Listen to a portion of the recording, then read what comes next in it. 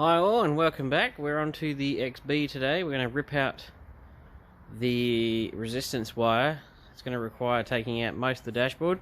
But I must say a big thank you to everybody who has subscribed since we cracked 1,000. All 24 of you, or whoever you are. You will see ads from now on. Don't hate on them because actually they are what is going to be funding half of this crap. Hopefully, if I can get to the point where I make enough money off YouTube, well, guess what? I'm going to keep playing with cool stuff like this. So yeah, ads are now a thing, but that just means that I'm not doing as badly as I think I'm doing because I've cracked 1,000, which was required. It's a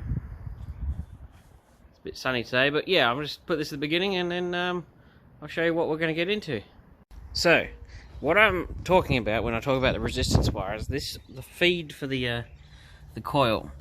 It's this guy. Now, it may not look any different, but it's, well, actually there, yeah, it says right there, resistance wire. Apparently, it says in the books and stuff that drops the voltage down from 12 volts on startup to like maybe somewhere around 9 volts, which is perfect for a points ignition, which is what you need, so it doesn't burn out the points. However, this car is not a points car anymore. It's now electronic, which means the coil requires a full 12 volts all the time, which can mean it can run a little bit off or a bit badly from time to time. So I've got to actually replace that, which is going to suck because I tried chasing it back when I was getting the car on the road, and I gave up because it was so deep inside the dashboard. But no, I have to find it if I'm going to drive this car daily. I need to find out where it is, and I need to get rid of it, because it's going to do nothing good to this coil, because that's a 12 volt used with electronic ignition. So that's to suit the distributor, which is electronic. Now these are Chinese, but they are an exact copy of the Bosch style that you got in XD and XE Falcon V8s. Like, they brought in electronic ignition in the Clevelands in XC, and they were virtually the same, but they had a module pack that used to sit, so like this little box here used to be a big box. It sat on the firewall over there. So externally the distributor didn't look any different, but when you open it up it had all the electronic stuff in there, and then that one over there. But when they went to, when they brought in the XD, they went to this style, and then the Chinese have gotten a Bosch one, which is what that is, and basically copied it, and actually done, I know people don't like Chinese made stuff, but that's actually, for the price, it's actually a really cheap distributor. I think it was like $80, as long as you get the right shaft size, because there's two different shaft sizes in the Clevelands for the oil pump drive. Why they changed them, I don't know. But anyway, yeah, so that's actually a really good distributor. If it shits itself, just go buy another one. And I've actually had a stack of these in cars, and I've never had one fail. I had one module inside there fail, but that's fairly easy to fix. You just undo a couple of screws and plug in a new one, and off you go again. It's the same with like the later E-Series V8s. It's like EB and EF and E, all of them. Those have a similar style distributor with a module that hangs off the side, and they're renowned for failure, and they're the genuine Ford ones, so who's making better stuff? So I used to have a couple of E-Series V8s, and in the boot I used to keep a spare distributor that was good, with all the tools and a timing light to make sure I could fix it on the side of the road, because I had so many distributors fail in those cars. But yes, side topic. Now we're back onto this. New battery, lovely. New terminals, new clamp. Everything under here is like new. In the coming weeks, when I have some money again, we're going to rip out all the front suspension, all of it, and we're going to redo all of it, and the steering and tire rodders and everything, because this is going to be my family bus, and it's going to have my child in it, so we're not cutting any corners. I may even replace the rubber brake lines, just in case they decide to go kablamo. I'm not taking any chances with safety, because life is fragile and you only get one shot at it, so make the most of it. So we're going to rip out this entire dash. Well, maybe not the entire dash, but we're going to rip out the gauges and possibly the crash pad. I'm just going to have to... I followed the wire and it went up and it started heading over the top of the pedal box, so I'm going to have to go hunting for it. And that's why I backed the car into the sunlight, so that I could get maximum lightage inside the car, so I can chase down this mongrel of a wire. But first step in removing the dashboard is take out these 3 screws and remove this side panel. So we'll get cracking. So where I'm at now, I've removed the steering wheel because it makes life a lot easier. I have removed the side panel. I always put the screws back in anywhere I can, just so I don't lose them. So what we're doing next is we've got to pull the radio knobs off.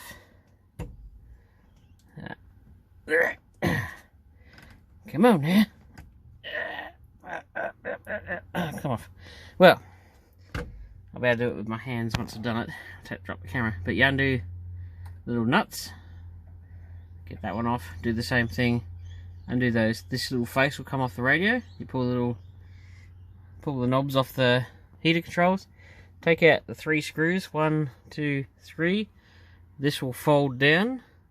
You unplug your globes here and the one that's behind here, and pull here, and that face should fall off without. And don't break the damn things.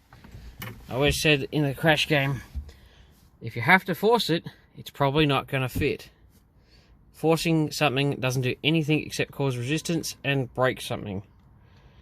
And you don't want to break something on a car that's 46 years old, because your chances of being able to get another one are probably going to be pretty slim. And now we have access to the dash. Yeah. I was trying to work out before why potentially my oil light doesn't work. I thought I got maybe I got when I took it apart before, I might have got these globes in the wrong holders, but they look like they only go in one spot.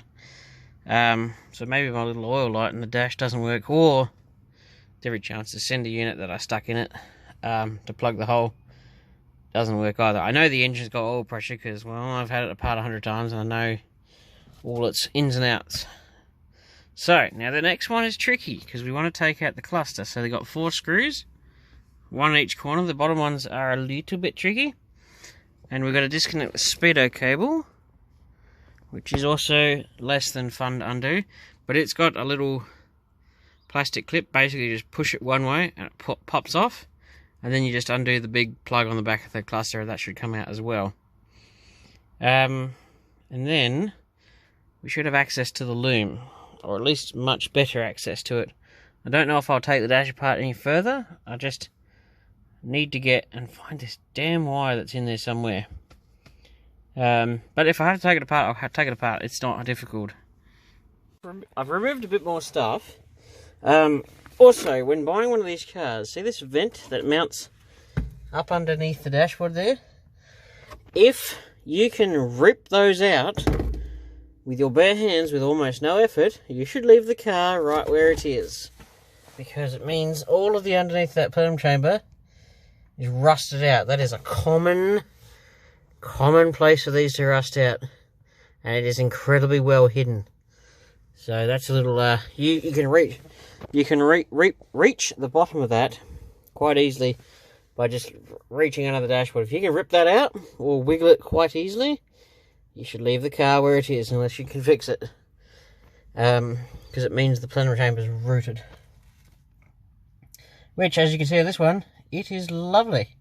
So I pulled out the vent through there, pulled that off, pulled the kick panel off. I need to expose the wiring, which was further in than I thought. I also disconnected the accelerator cable off the carburetor in case I accidentally bump the pedal 1,000 times while I'm in this area, which is also a good idea. So now I've got access to the wiring loom. So I chased that resistance wire to here, and this is where I gave up. I'm like, oh god, this seems to, it never ends. But I know it won't go this way because that's the ignition, the indicator stalk.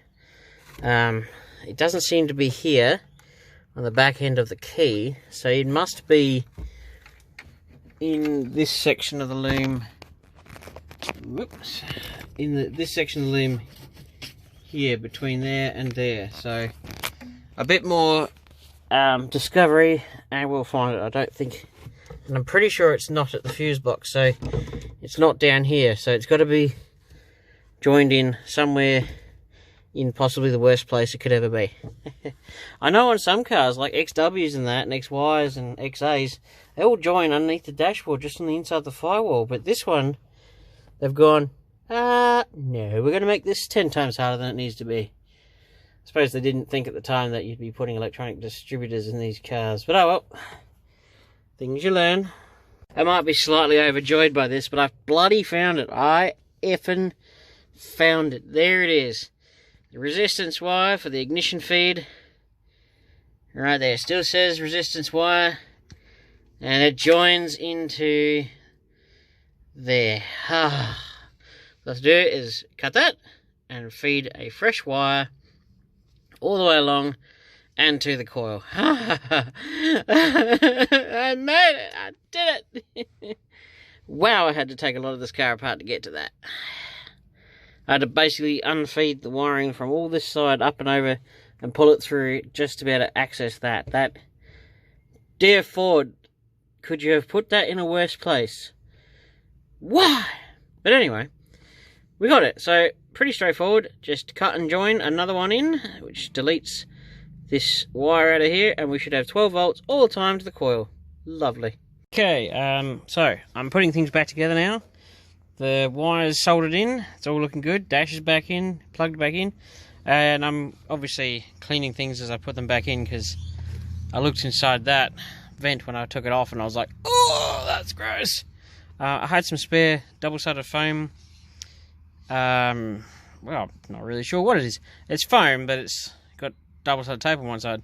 So I cut out roughly, not have to be perfect, but that should seal against the bottom of the plenum chamber again. They're supposed to have foam there once upon a time, as you can see, but this should do quite nicely to seal it. And then I'll put another bit around that bit when I put it back in. And I'll just clean things as I go. But we're getting there. We're heading back now towards the rebuild stage. But yes, it should be, that's much nicer. Yeah, you want to breathe through that one now. Yes, lovely. And as they say in the classics, installation is quite literally a reversal of the removal process. The dash is back in, the wiring's all tucked back up.